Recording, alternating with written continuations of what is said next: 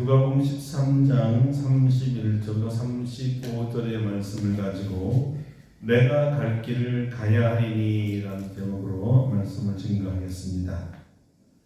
예루살렘에서 전하신 설교가 좁은 문으로 들어가길 힘쓰라 였습니다. 구원을 받을 숫자는 그리 많지 않을 것이라고 하셨죠. 그리고 먼저 된 자가 나중된다고도 하셨습니다. 자, 이 설교를 우리 예수님이 하셨을 때 구원받은 하나님의 자녀들이라면 아멘 아멘 하면서 즐거워했을 것입니다. 그들이 좁은 문으로 들어가고 있으며 또 비록 나중되었어도 구원에 먼저 이른다고 생각하니 기뻤을 것입니다. 그런데 이 설교를 듣고 못마땅하게 생각하는 사람들이 있었다는 겁니다. 누가는 이들을 어떤 바리새인들이라고 했습니다. 그들이 주님께 와서 하는 말이 이것이었습니다. 여기를 떠나소서. 헤롯이 당신을 죽이고자 합니다. 여기를 떠나세요. 바리새인들이 주님께 알려준 이 정보는 헤롯이 예수님을 죽이려고 한다는 사실이었습니다. 자, 이 정보가 고마운 정보일까요? 아니면 정말 주님을 위해서 피신하라는 사랑의 권면이었을까요? 바리새인들은 조금 전까지 예수님의 설교를 기쁘게 들었다고 했나요? 기분 나쁘게 들었다고 했나요? 기분 나쁘게 들었습니다. 기분 나쁘게, 아주 불쾌하게 들었습니다. 예수님의 설교에는 자기들을 책망하는 날카롭고 뾰족한 가시가 있다고 생각했습니다. 아무리 주님께서 선하고 자비로운 마음으로 죄를 회개하고 구원을 받아야 한다고 전했지만 마음이 삐뚤어지고 또 꼬부라진 사람들은 예수님의 말씀을 곱게 듣지 않습니다. 죄인은 모두 자기에게 책망하는 소리로 들리고 의인은 모두 자기들을 격려하는 소리로 들리지요. 여러분, 물은 같지만 물을 담는 그 그릇, 그 용기가 다르면 그 겉모양이 달라져 보이죠. 자, 똑바른 컵은 똑바른 컵 모양으로, 네모 잔에 물을 담으면 물이 마치 네모처럼 보이고요. 비틀어서 꼬은 잔에 비틀어서 꼬은 모양으로 물이 보이는 거예요. 우리 마음도 같습니다. 같은 주님의 선하고 복된 말씀인데도 우리 심령의 상태에 따라 그 복된 말씀이 다르게 보이는 것 같은 거예요. 그렇다면 바리새인들의 마음의 모양은 어떤 마음이었을까요? 답은 헤롯과 같은 마음이었습니다. 그들이 헤롯이 예수님을 죽일 생각을 갖고 있다고 말하면서 예수님을 떠나세요 이렇게 말했지만 실상은 그게 바로 우리 마음입니다. 이런 말을 하려고 애둘러서 말한 것뿐이에요. 자, 우리도 비슷하게 말하지 않습니까? 누가 뭐라 하더라. 이 말을 잘 들으면 그건 사실 제가 하고 싶은 말이에요. 알고 있죠? 이런 식으로 우리가 말하거든요. 이렇게 말하는 사람들이 한둘이 아닙니다. 다 그렇기다. 이런 뭐예요?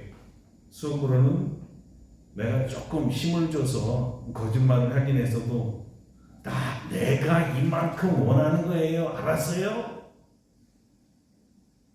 한마디로 말하면 다 자기 소리를 남이 한 것처럼 애둘러 보이는 것이었죠.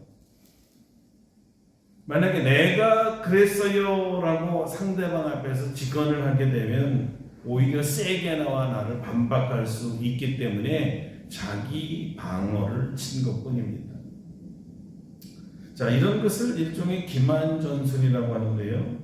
기만전술은 상대방을 속이기 위해 거짓 정보나 상황을 꾸며내어서 유리한 조건을 만드는 전략을 말합니다. 그런데 이 속임수를 주님이 알았을까요? 몰랐을까요? 알았습니다. 속일 사람을 속여야죠. 누구 앞에서 지금 문자 쓰는 겁니까? 사람의 마음을 보고 계시는 창조주 앞에서 이런 얕은 수가 통할까요? 이 바리새인들은 자기들은 선한 사람인 척 하고 싶었습니다. 나는 예수를 절대 해할 마음이 없고 다만 당신을 해오고자 하는 어떤 사람을 내가 알고 있으니까 내가 이 사람을 알려주면 내가 착한 사람 아니요. 내가 착하기 때문에 알려준 겁니다. 고마워하세요. 자, 이렇게 말하는 것은 뭘까요? 착한 척하지만 속에는 악한 마음을 품고 있죠. 이런 마음을 교활한 마음이라고 합니다. 정직한 척하면서 남을 해치려고 하는 이중 마음을 말하는 거예요.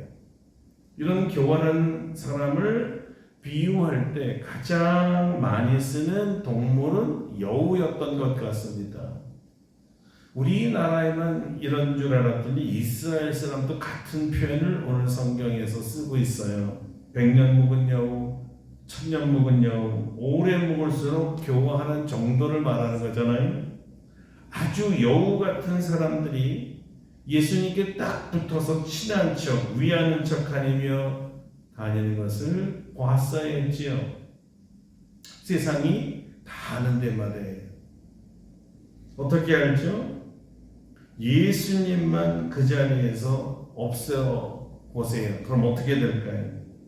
예수님이 있는 데에서 착한 척, 위하는 척 하다가 예수님만 사라지게 되면 있는 흉, 없는 흉을 다 보는 거예요. 너무 많이 흉을 보다 3박 4일 걸릴지도 몰라요. 이렇게 교활한 바리새인들을 예수님은 직접 꾸짖으셨어요. 가서 저 여우에게 이르되 오늘과 내일은 내가 귀신을 쫓아내며 병을 고치다가 제3일에는 완전하여지리라 하라. 자, 우리 예수님도 참 대단하신 것은요, 이들이 교활하게 예수님을 위하는 척하지만 예수님은 이렇게 책망한 거예요. 헤롯도 굉장히 여우인데 그 여우 못지않게 너희도 대단한 여우구나. 나를 죽이고 싶고 쫓아내고 싶은 것은 바로 너희지. 헤롯을 빙자해서 너희는 그 마음을 나에게 보여준 거지. 그러니까 너희는 한술 더 뜨는 걸 보니까 그냥 보통 여우가 아니라 너희는 불여우야. 불여우라. 사실 예수님께서도 이렇게 노골적으로 반박하셨던 거예요. 그래서 예수님은 헤롯과 바리새인 둘 다 들으라고 한 것입니다. 여우들은 다 들으라고 해요. 주님은 누가 뭐래도 당신이 하실 일을 하시겠다고 선언하고 계십니다. 이 땅에 오신 목적 그대로 이루시겠다는 거예요. 제가 좋아하는 말 중에 하나가 옛날에 스피노자라는 철학자가 이런 말을 했잖아요. 내일 세상에 종말이 올지라도 나는 오늘 사과나무 한 그루를 심겠다. 내일 홍수가 나도 지진이 나 멸망한다 할지라도 예수님은 하나님 주신 사명을 다 이루겠다고 선포한 난 그냥 내 일을 하는 거야. 너희들이 이래라, 이리 가라 저리 가라, 이리 피해라 저리 피해라, 여기 있으라 떠나라 하지 마라. 나는 내 길을 간다. 누가 방해해도, 내가 하는 일을 너희가 싫어해도, 나를 너무나 미워서 죽이고 싶어도 나는 내 길, 하나님께서 주신 나의 길을 묵묵히 가련다. 이게 주님의 말씀이었습니다. 주님의 3대 사역이 천국 복음을 전하시고 말씀을 가르치고 병자를 고치고 귀신들을 내쫓아서 하나님 나라를 이루는 것이었죠. 이 중요한 일, 이 일을 두고 예수님이 어디를 가라는 겁니까? 이 일을 안 하면 도대체 무슨 일을 하라는 겁니까? 내가 원하는 일, 아무리 밤을 새우고 평생을 쉬지 않고 일한다고 해서 하나님과 무슨 상관이 있습니까?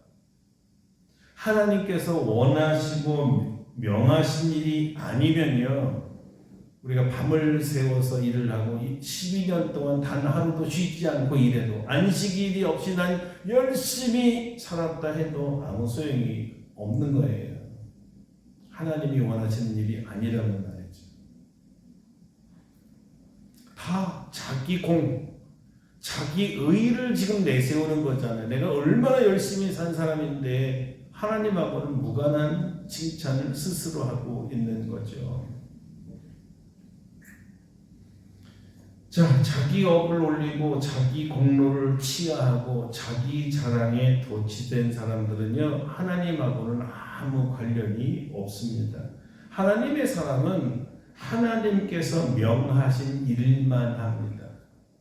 하나님께서 명하셨으니까 하나님께서 그만 됐다 하실 때까지 오늘도 내일도 늘 같은 일 같은 자리에서 하나님의 일을 행하는 거예요.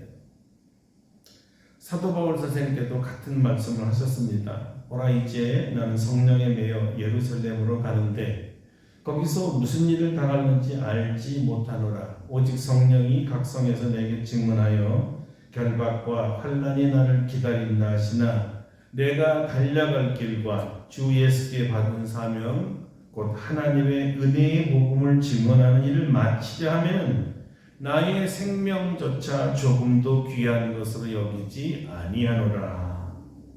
정말 멋있지 않습니까?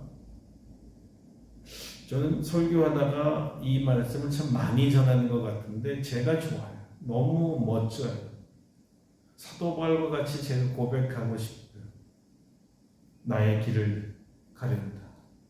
주님이 주신 사명을 따라 가련다. 결박과 환난이 나를 기다린다 하시나 나는 나의 길을 갑니다. 그냥 가지 않고 달려갑니다. 사도 바울이 말했던 그의 길은 어떤 길을 말하는 걸까요? 주 예수께 받은 사명을 말하는 것이고요, 하나님의 은혜의 복음을 증언하는 일이라고 합니다.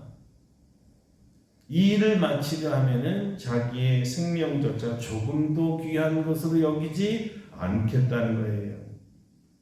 저 여러분 모두가 우리 주님과 같이 그리고 사도 바울과 같이 초지일간 하나님의 사명을 따라 사는 하나님의 사명자 되기를 축원합니다. 아멘. 여러분이 아주 우리 세대들은 다 잘 아는 팝송 하나가 있어요. 프랭크 시나트라. 여러분 잘 그럼 딱 떠오르죠. My way.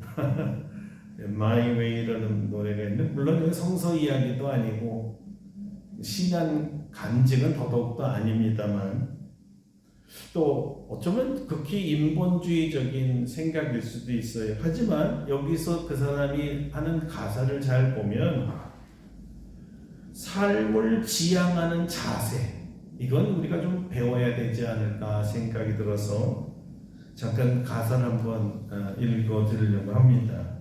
한 부분입니다. 이제 거의 다 왔군. 그래, 내 앞에 있네. 그 마지막 커튼이. 친구여, 내 이건 분명히 말하지. 내가 확고하게 지켜왔던 내 삶을 말이야. 진정 남자에게 무엇을 갖고 있었냐고? 자신 말고 가진 건 아무것도 없었다네. 진정으로 느끼는 것을 말하기 위해서였어. 세상과 타협해 무릎 꿇는 자의 말이 아니지. 이제껏 해온 것들이 보여준다네. 내가 그 모진 바람 다 맞았음을. 그러면서 그걸 내 식으로 했다네. 그래, 그게 내 길이었네. My way, my way를 외쳤지요. 만약 시나트라라는 가수가 나의 길이라고 한 것이 주님께서 주신 길이라고만 했다면 참 은혜가 되고 받아들이기 쉬운 고백이었을 것 같아요. 내 식이 아니라 하나님께서 말씀하신 그 방법대로 나는 살았다네 했으면 더 좋았을 것 같아요. My way가 아니라 God's way, 하나님의 way, 하나님의 방법이었네. 더 멋있었을 것 같아요. 주님은 자신의 방법과 자신의 원함이 아니라 하나님 아버지가 주신 길, 아버지의 사명을 따라 사셨던 분입니다. 제3일에는 완전해지리라. 무슨 뜻입니까? 여기 완전하다는 말은 마치다, 끝내다, 완주하다는 뜻입니다. 주님은 곧 자신이 하나님 아버지의 뜻을 살다가 십자가에 못 박혀 죽을 것을 알았고 제3일에 부활할 것도 알았기 때문에 제3일에 완전해질 거라고 모두가 듣는 중에 선포하셨습니다. 십자가에서 죽으시고 3일 만에 다시 부활하실 것, 이것조차도 하나님의 사명이었으니까요. 그날이 언제 올지, 내일 올지, 모레일지, 아니면 며칠 후가 될지, 그날을 알고 있던 모르고 있던 주님은 지금 주님 주신 뜻을 행하겠다는 거예요. 내일도 주님이 주신 사명을 따라 사시겠다는 거예요. 죽는 그 순간까지 매일매일 주님의 뜻을 따라 주님의 사명을 따라 사시겠다는 거예요. 가스웨이, 하나님의 길, 하나님의 방식으로 살겠다는 거예요. 그리고 그렇게 사시고 돌아가신 거죠. 끝까지. 이것이 주님께서 가야 될 길이었습니다. 무엇을 주님이 말씀하실 때 나는 이렇게 갔다라는 얘기를 하고 싶은 것이 아니라 내가 하나님께 받은 사명으로 그 길을 가고 마쳤듯이 완전해졌듯이 내가 너희에게 준 너희들의 길이 있다라는 거예요. 그 길을 완주하라는 거예요. 그 길을 가야 된다는 거예요. 오늘도 내일도 누가 반대했기 때문에 내가 약하기 때문에 무슨 일이 일어났기 때문에 내가 몸이 아프기 때문에 많은 이유들로 사람들이 중단하고 뒤돌아 사는데 그러지 말라는 겁니다. 끝까지 완주하라. 끝까지 완주하라 그랬지. 그것이 우리에게 주신 길이니까 하나님이 나를 믿고 나에게 주신 길이기 때문에 크고 작은 게 상관없어요. 나에게 맡긴 나에게 꼭 맞는 일을 주님이 맡기시고 그 길을 가라고 하시는 거예요. 우리는 사도 바울이 될 수 없어요. 예수님과 같지도 않아요. 내가 질 수 있는 내 십자가, 내가 감당할 거를 주셨거든요. 그 길을 가라. 내 길을 간다는 말은 사실 문자적으로는 여행한다는 의미가 있어요. 지금 주님은 예루살렘에서 어디로 간다고 지금 이야기하고 싶은 거예요. 내 길을 간다는 말이 사명도 되지만 사실 그 안에 문자적인 의미도 있었어요. 내가 예루살렘에서 내 길을 가야 된다. 어디로 간다는 거예요? 다른 도시 갈릴리 아니죠. 예루살렘 성 밖에 있는 골고다로 가신다는 거예요.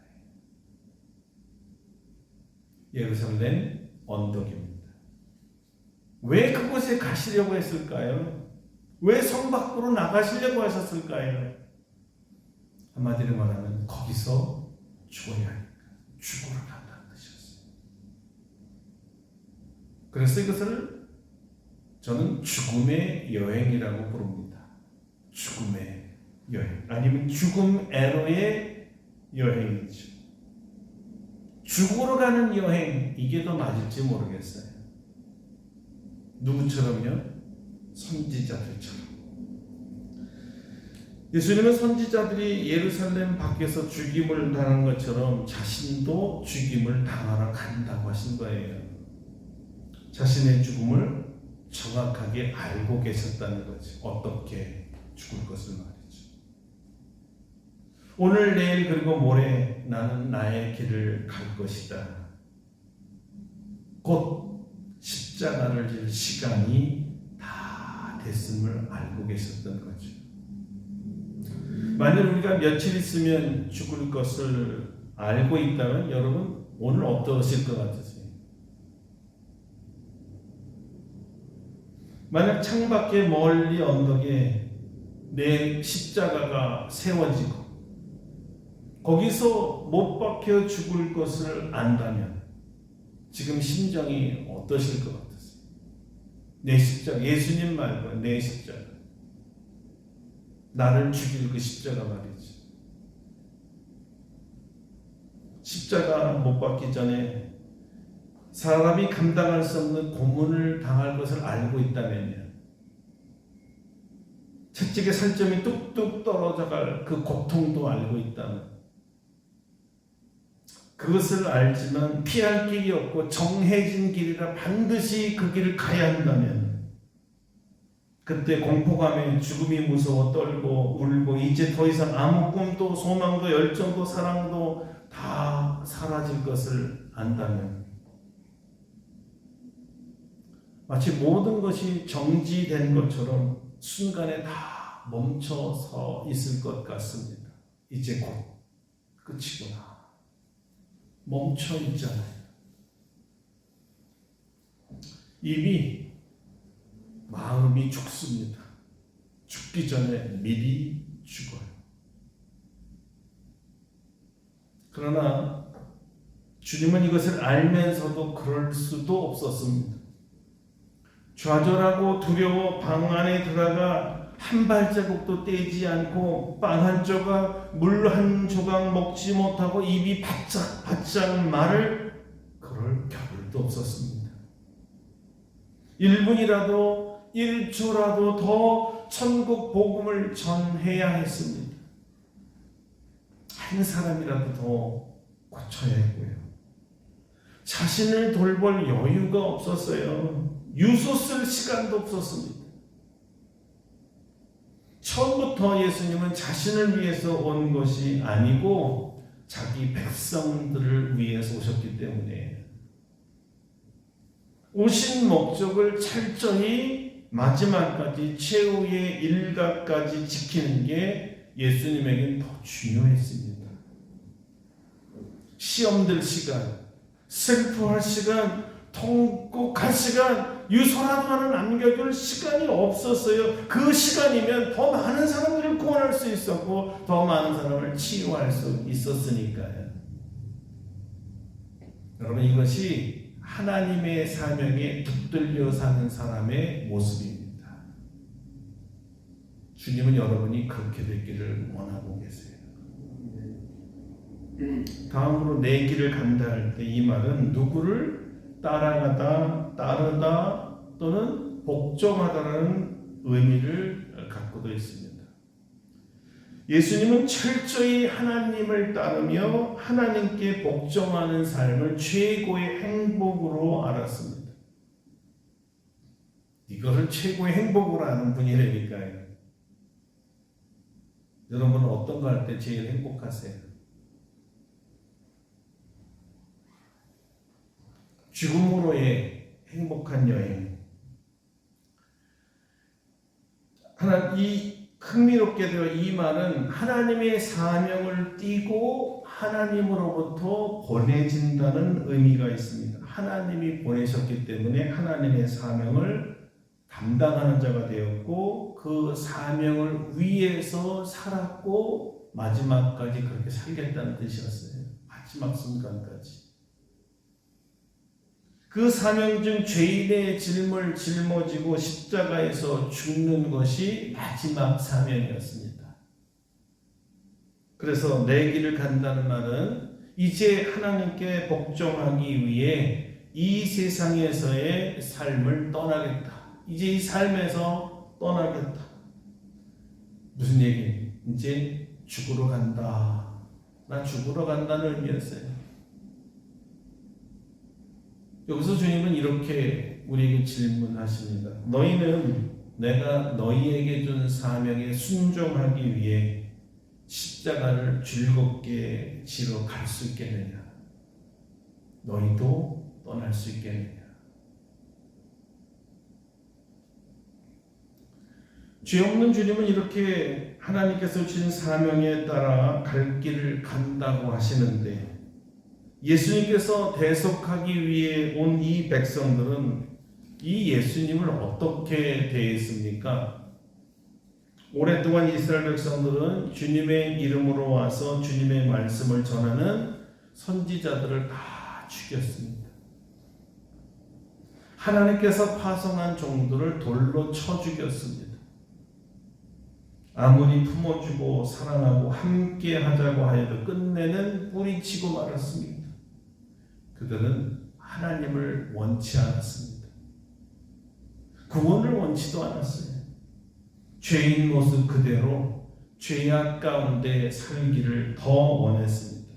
사탄의 종 되기를 하나님의 종 되기보다 더 좋아했습니다.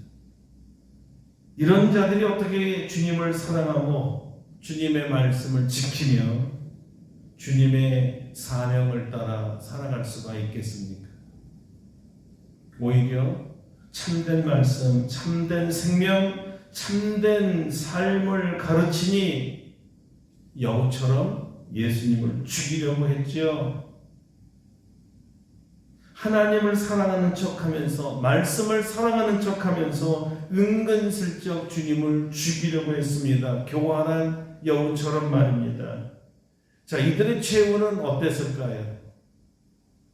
주님은 집이 황폐해 버리게 될 것이라고 하십니다. 하나님으로부터 버림받는다는 뜻입니다. 구원이 없다는 뜻이에요. 무서운 형벌이 기다립니다. 주님께서 죽으시고 부활하시는 승천하셨다가 다시 오실 때 그들은 주님의 얼굴을 볼 수가 없습니다. 주님과 함께 하나님 나라에 올라갈 수가 없어요. 자, 오늘 주님께서 우리에게 무엇을 말씀하고 싶은 걸까요?